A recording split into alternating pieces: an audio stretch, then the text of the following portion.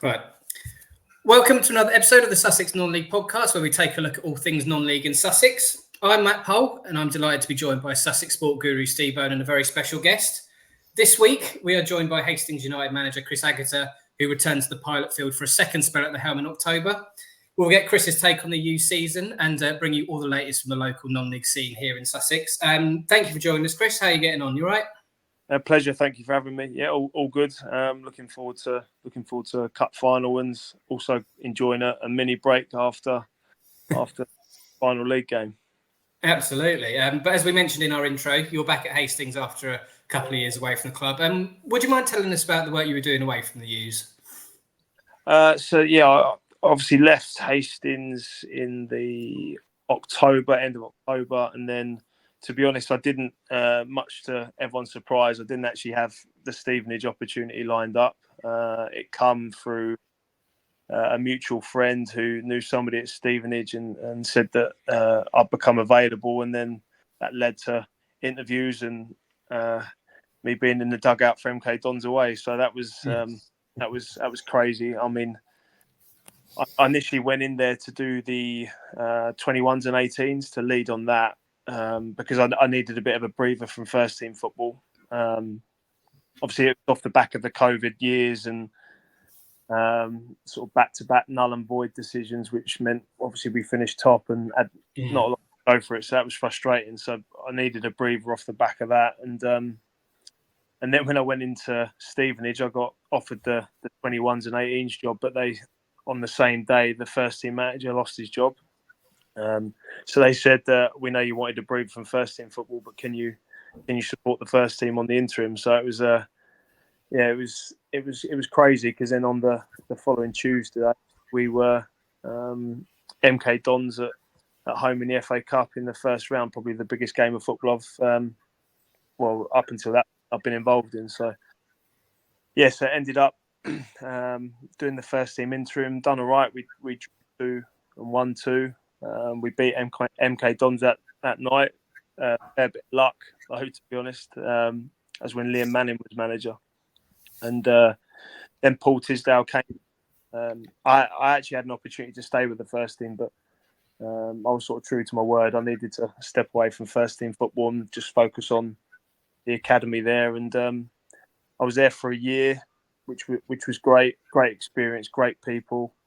To be honest, I think I probably would have stayed longer, and because of my time with the first team there, the initial interim period and it going so well, there was a feeling that there was a real potential pathway for me at the football club. But as I said, I was travelling, and if I were to relocate, I probably would have stayed there, but just the travel was too much. So then I got asked about a role at Brighton, working with their academy program, which was obviously a lot closer to home. So after the longest interviewing process in the world, I got offered the job there, and I worked there for just over a year, and then that led me back to Hastings. So while you were at Brighton, Chris, you would have been involved with some of the players that we've seen sort of since coming to the first team, presumably, were you? Yeah. So I coached Jack, because I've been at Brighton a couple of times. So I coached Jack Hinchelwood when he was under 10, and then again as an under 13, 14. And then by the time I went back, it was already far beyond the ages I was working at. So I work with the older academy ages. So they do like a specialist coaching model. So they have in-possession coaches and out-of-possession coaches. So I was one of the in-possession coaches for the older academy ages. But what you will, or touch wood, hopefully you start to see over the next 18 months, the lads that I was trying to coach and trying to help coming through to the first team. A couple of names that we should look out for, or is that putting too much pressure on you? Oh, I've already played for the 21s. I mean, Jamie Howe's very own Harry Howe, his boy, is an exceptional talent. He's already played for the 21s as an under 16. He's very good. I think he plays regularly for the 18s now, so he's no pressure, Jamie. But he's a very, very talented player. I mean, during my time there, we we went abroad and played the likes of Bayern Munich and some top teams. And I mean, Harry, amongst a few others, was more than sort of comfortable in that level of company and competition. So yeah, he'd be the one, and obviously son of a Sussex legend as well. So yeah, he's one of the most exciting ones, definitely.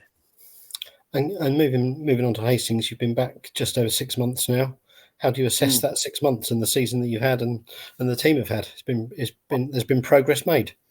Yeah, it's been a bit of a whirlwind, to be honest. I mean, when it's gone so quickly, we were only talking about it the other day. It's just time's flown. I mean, the brief, as we've said a few times, the brief was to sort of keep them in the division, really, because we were not a million miles off the bottom of the league, and it was, I think, they lost 7 out of their last 8 games, and I think the biggest thing as well was a lot of Hastings' success in recent years. Certainly, the team that I built and then that Gary moved forwards was built on a certain type of profile of player. It was built on local, homegrown players that had a connection with the football club, and then it was, with a sprinkling of very good experience, like Craig Stone, Gary Elphick himself, and the right type of person, really. And I felt, and the club felt, which was ultimately probably why they, wanted to make a change and give me the opportunity to go back there, was that it felt it lost its way a little bit. There was, you look at the team and there was no academy players involved. It was, in terms of the players on the pitch and their connection with the local community, it was virtually non-existent. And also the type of football as well. The big thing for Hastings is, if you're going to lose games of football, there's ways to lose games of football. And they just felt that the manner of the way the team was not picking up points wasn't befitting of Hastings and what it demands, really. So we've managed to, well, we obviously stayed up, which is great, and we achieved that sort of benchmark quite quickly. But what we have done, and I think it's reflected by the supporters and the gates that we're getting, is we've managed to rebuild the team. More local players, players that were at the start of the year were playing Step 5, Step 4. I mean, one of them was playing below East Sussex football. And what we've done is we've recruited really, I know it sounds obvious, but really deliberately. We've looked at the way that we want to play.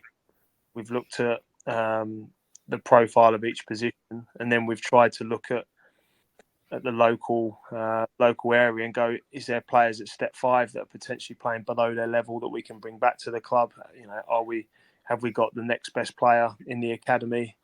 So again, we've tried to develop the way that we play, but we've also looked it back to what Hastings United as a club and its supporters want to see on the pitch, which is local, homegrown and hungry players that are fighting for the shirt. And I think it's all sort of goes hand in hand to us, being quite a bit further along than where we thought we would be. I mean, as I said, it was keep us up and keep us in the division, and for us to have got us close to the playoffs, to a cup final, we never felt that we were going to fall out of the division, because obviously we back what we do, and we also felt that there was a lot of good players not at the football club that we could bring back to the club. And it's interesting, it's probably a reflection of how far we've come, that we are feeling as disappointed as what we are, where we haven't got playoffs, because when we've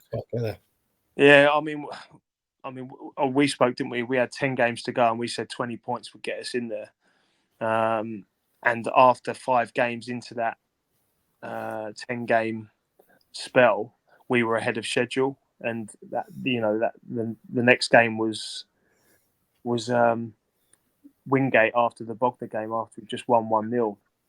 And we felt we were right on track. We felt that Horsham, Enfield, Wingate would drop points.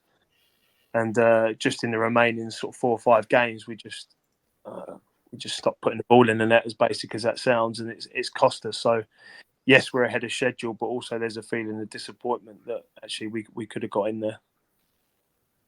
Yeah, we'll move on to the Senior Cup final in a minute, Chris, but you mentioned attendances, and I think it's Hastings, I think it's got the third highest average attendance this season behind Dulwich and Chatham. Does that just show the massive potential that Hastings does have going forward? Yeah, it's similar to Worthing. I think it's similar to a lot of these seaside clubs,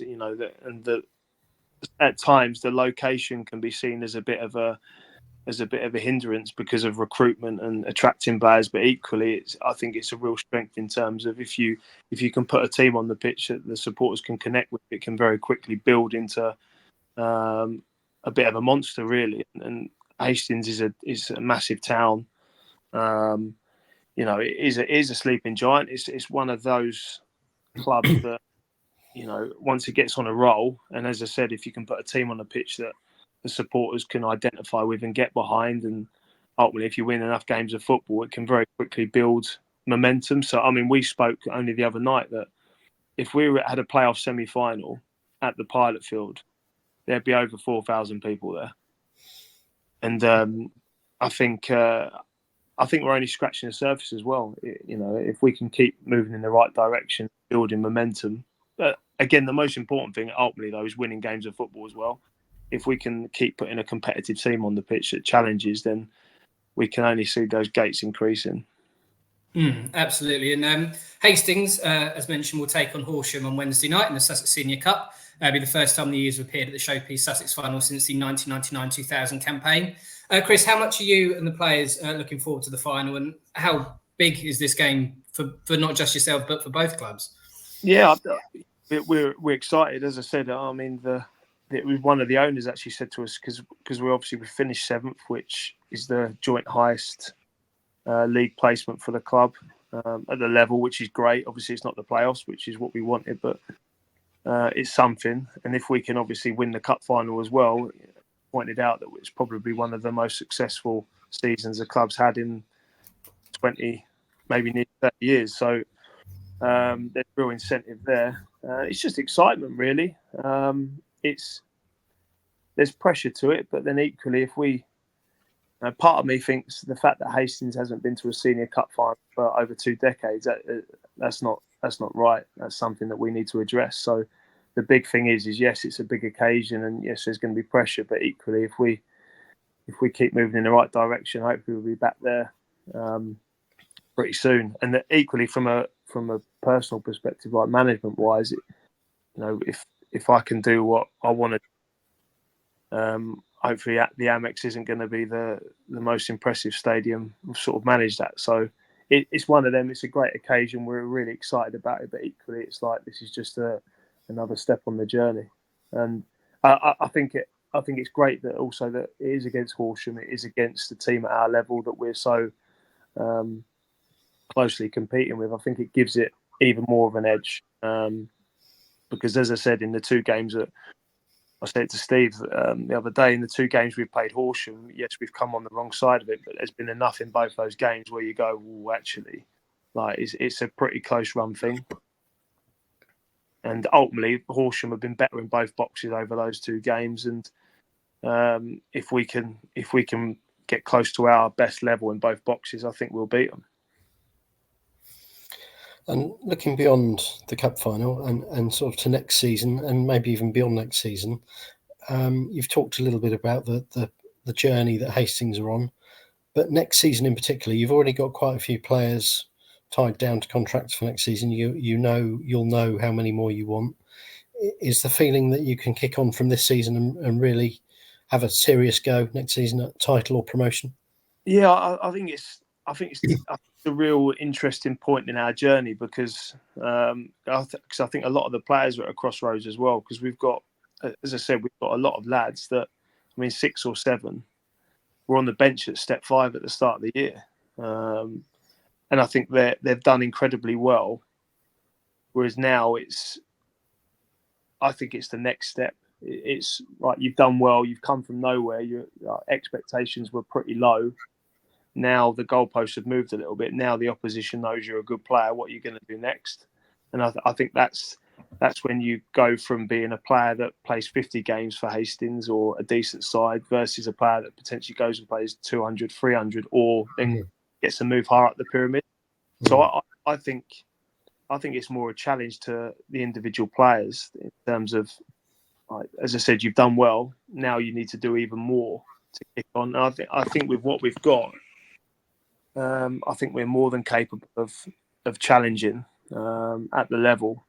But then equally, you've got to respect what the opposition are doing and who they're bringing in, and the clubs coming down, and also, and I hate to sort of shine a light on it. It's obviously like the financial challenges as well, because we saw it with the teams that we've been directly competing with for the playoffs, especially at the business end of the season, where we're making substitutions and we're bringing on 17-year-olds versus other clubs that are bringing on players that have played 300-400 games at the level. I think that's to see how we can compete or get closer to that moving forwards. The dog's got a view as well. Yeah, I know. Yeah. Do you want me to go and sort him out? No, it's all right. All part of the fun, all part of the podcast fun. And I'd be interested to know, Chris, what have you made of the standard of refereeing this season? A few bosses, we won't mention any names, have been disappointed by the standard they've seen in 2023-24. Diplomatically, why do you think this is? It's probably a good time that the dog's barking, to be honest. I might. It's difficult. I mean, where do you start, really? Because there's been so many decisions which are obvious decisions you think are pretty straightforward that seem to have gone against us. And when you speak to other managers and coaches and they sort of share their experiences, you realise that actually this is a bit of a trend, which is a concern, to be honest. I do get a feeling there's a real lack of experience at the level. I get a feeling that there's a lot of young referees, perhaps due to a shortage, that are getting fast-tracked. And as we've mentioned about the crowds and the growing support of non-league, obviously the occasions are becoming bigger, the pressure, the expectation at the level. And I think there's a question mark around whether or not referees that are getting fast-tracked are capable of managing such occasions. But then you could argue, where do they get experience if they're not exposed? I feel like there's probably a middle ground to find between fast tracking the best referees, but also making sure they're prepared to manage what are big footballing occasions at the level. But it's clearly something the FA need to get to grips with now, because this won't just be a problem in your division. If we hear about it at higher levels and lower levels as well. So the Sussex FA and the FA generally, they need to have a good sit down and look at this and look at the whole sort of structure, don't they? Yeah, I think so. I mean, as I said, I've never known it to be like it has this year. So something's obviously gone wrong. And perhaps this is an indication as well, some of the mindsets of the match officials. I mean, we had it the other day where we had a decision given against us, where the linesman and the referee didn't have a conversation around the decision for a handball decision. And we basically said to the referee after the game, when you reflect on that in terms of footage and you look back on it and you realise you've made the wrong decision, what will you do differently next time? And he said, absolutely nothing. That for me is the issue in terms of, we're all going to make mistakes. I mean, we make millions of them every week. Players do it. They're honest mistakes, but equally, we want to improve and develop and forwards. And when you're having that dialogue with a referee after the game, you're thinking, well, what chance have we got? So I think it's probably not just one thing. It's probably lots of different things that can improve 10% to sort of raise the overall level. Yeah. Yeah, as Steve mentioned, I think this has been the worst year for it. And as you mentioned there, Chris, I can't remember a season where, not that they've been criticised as much, referees, but where decisions have been contested, if you know what I mean. And It's, yeah, very strange. I don't know. Why do you think this year has been the worst? Is there any reason for it being as bad this year, or? Honestly, I've got no idea. As I said, I've come out of the level and then gone back into it, and obviously I come in from step 4, and then you come back into it at a higher level, and you think, well, actually, it certainly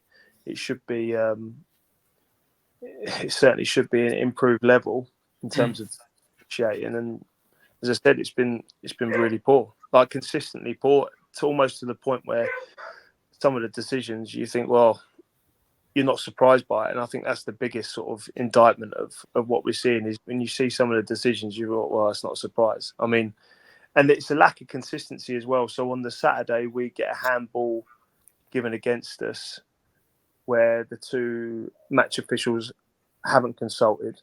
And then on the Tuesday, we get a handball given against us, which is given by the linesman where the referee consults with him. And both decisions are wrong.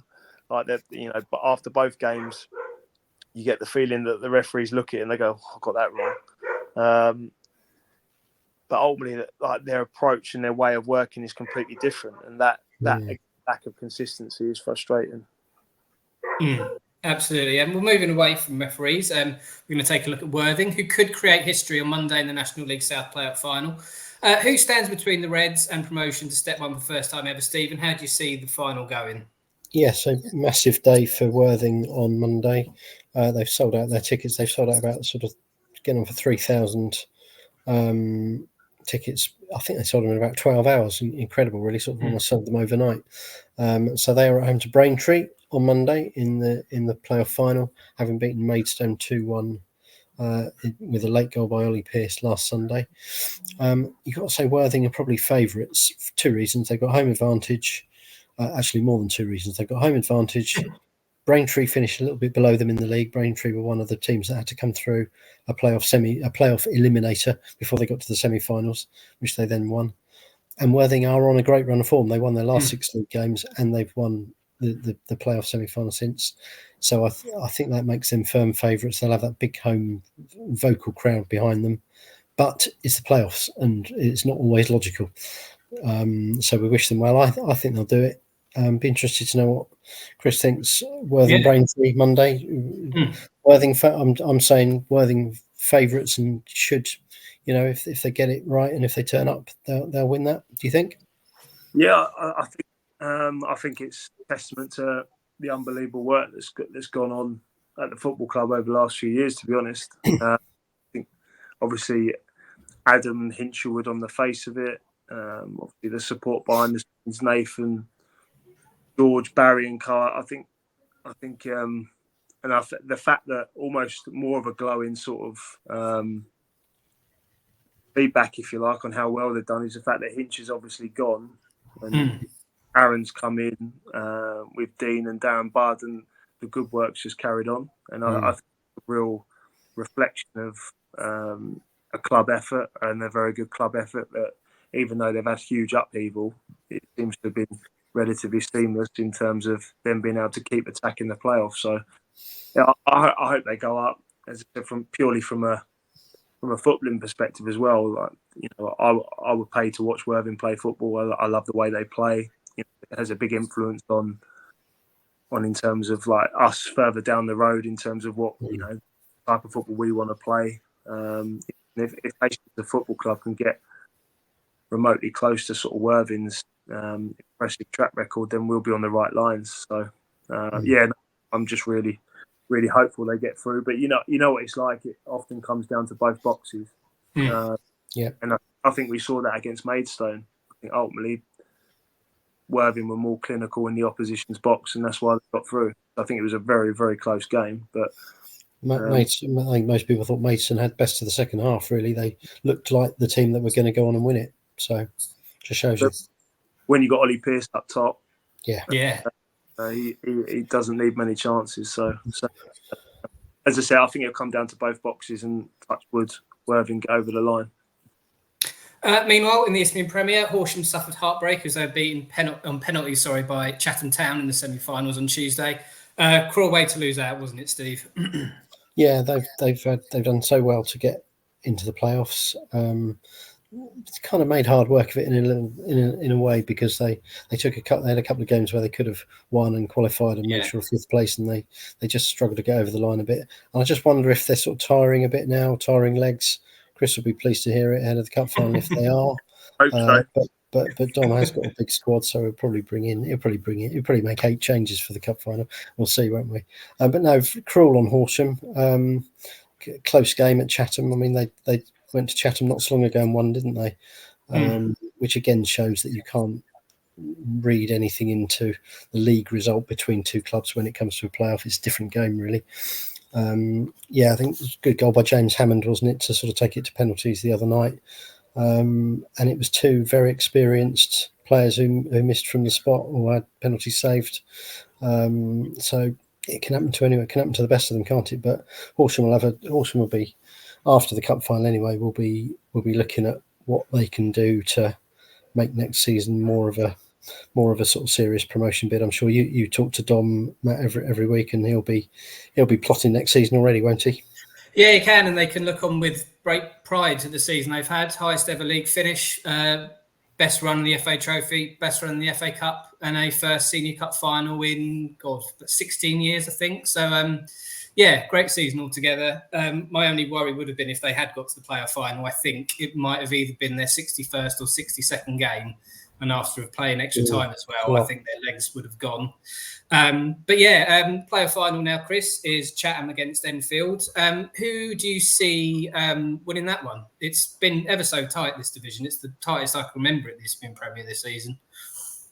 Yeah, to be honest, my money going into the playoffs was on Horsham. Right. When I looked at the teams in the playoffs, I thought Horsham had enough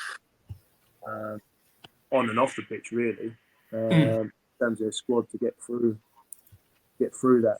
A lot of experience, got now 7, a lot of players that played a lot at level. So I was surprised because when Horsham went down to Chatham the other week, 3-1, I wasn't surprised at all. But then Enfield do have an awful lot of firepower. My money would be on Enfield.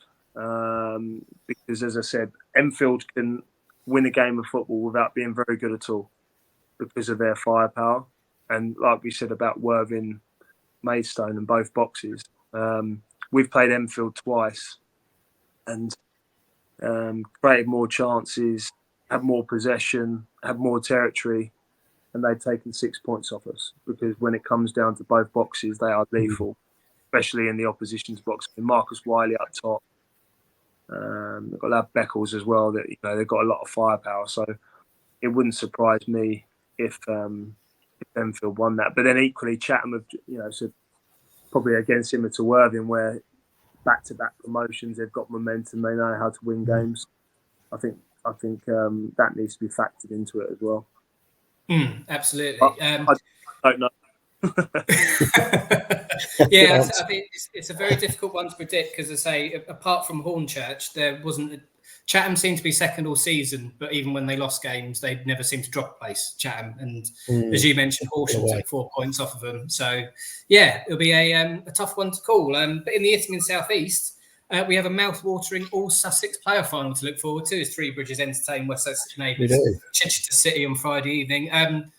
We'll start with the semi-finals, Steve. Remarkable set of results for our sides, wasn't it? Those semi-finals. Absolutely. Three Bridges did really well to go to Sittingbourne because Sittingbourne they've been in that sort of third position or very close to it pretty much all season. Three Bridges have had a funny season. They started so well. They were away, weren't they? And came, up with the top 2 and then fell away and looked as though they were not going to, looked like they'd finish in mid-table at one point.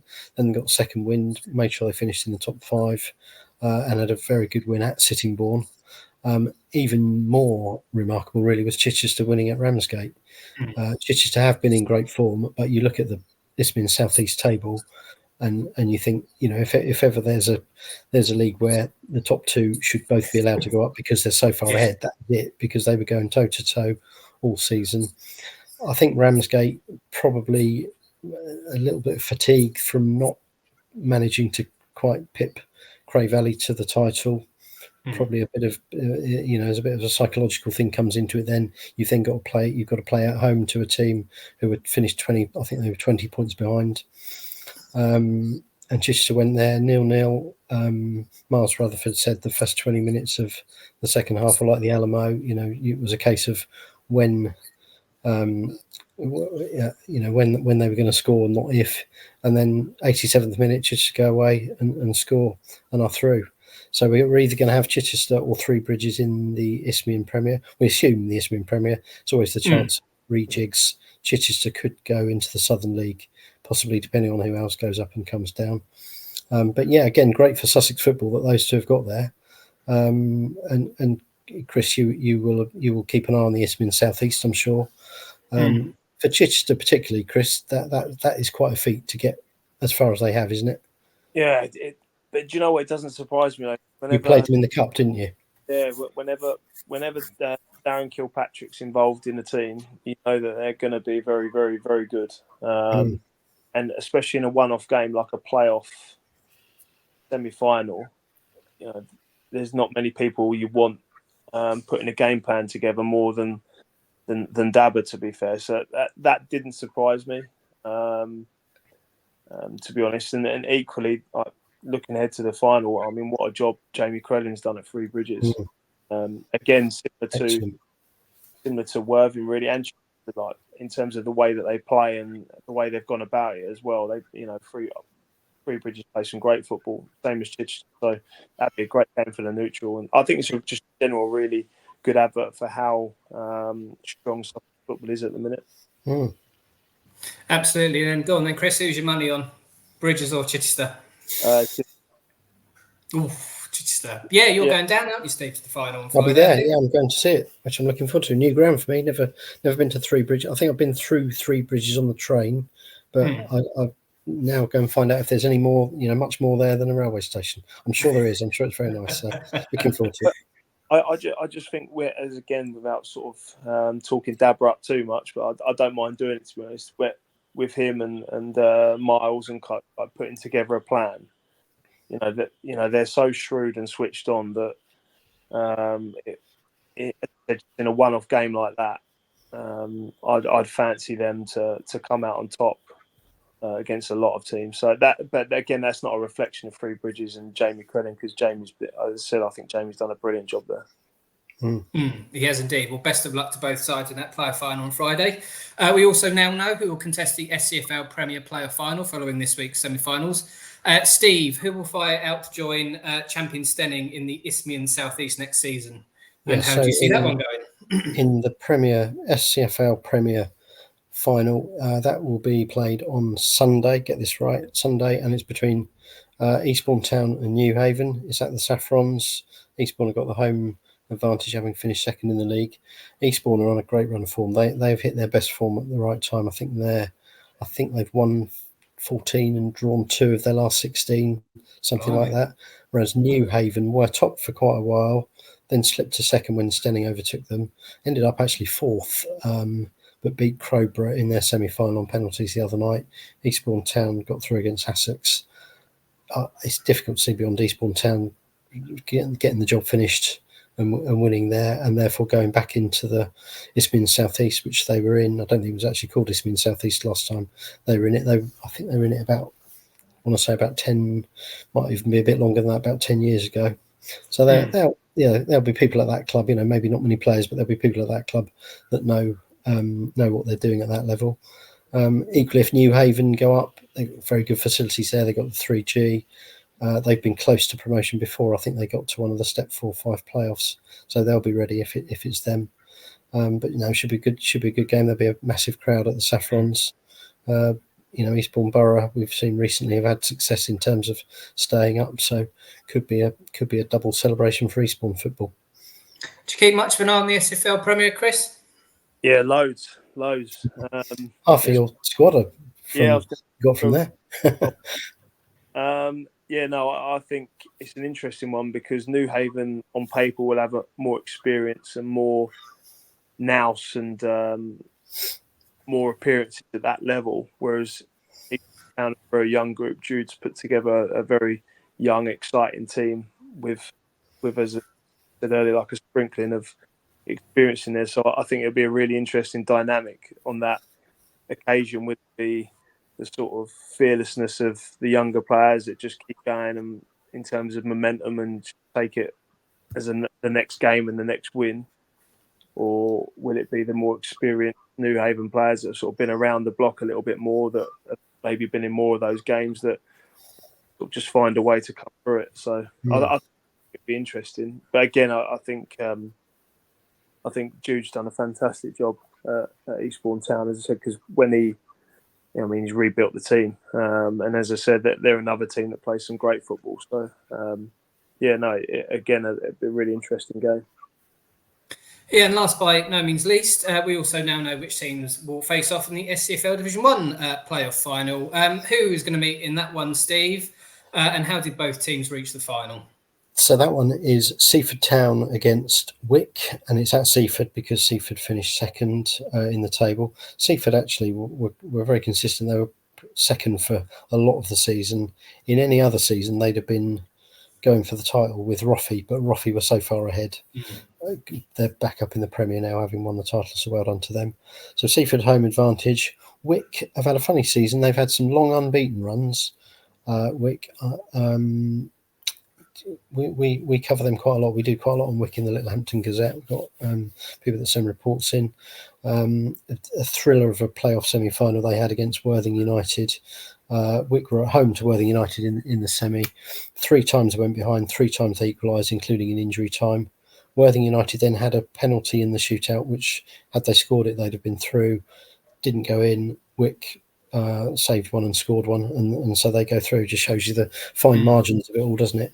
Whereas Seaford had an much easier semi-final. They beat Salisbury 3-1 in theirs. Again, you'd say, if you put your sensible head on, you'd say Seaford are strong favourites there. But Wick have got nothing to lose. They were in the playoffs last year, so they know a little bit about this knockout football. They'll go down there tomorrow thinking they've got a good chance. Excellent stuff. Yeah, we'd like to extend all our best of luck to all the Sussex teams that are in the playoff finals in their respective divisions. And also, thank you very much for joining us, Chris. It's been an absolute pleasure, and best of luck in the Senior Cup final against Horsham on Wednesday. I never know how to end this, as Steve well knows. So thank you very much for listening, and we'll speak to you when we speak to you. Thank you. Thank you very much, Fab. Thank you. Apologies about the dog. Good one to end. It's all right. He spoke a lot of sense. More than I wasn't going to say that.